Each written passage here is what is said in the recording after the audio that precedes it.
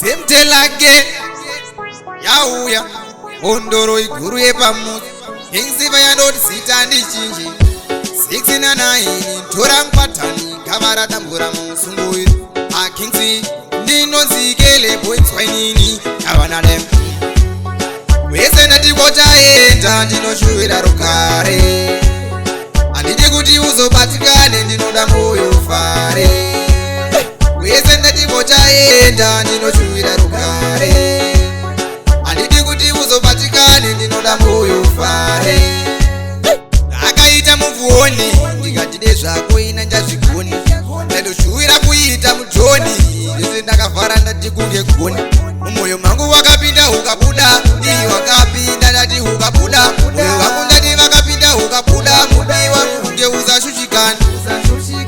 wese ndatibotaenda ndinoshuvira rukare handidi kuti uzobatikane ndinoda moyo ufare wese ndatibotaenda ndinoshuvira rukare handidi kuti uzobatikane ndinoda moyo ufare ndinozviziva kuti moyo zvinotsi nosaka ndati mufunge ndazviimba munhu wese yanoshuva wakaimba azvizokona kubata unge mimba chandinokumbira mudiwa undikanganwire kusapenda tine chigumbu mumwoyo wangu zvagara zvinowanika mukurarama wese ndatibotaenda ndinoshuvira rukare handidi kuti uzobatikane ndinoda moyo ufare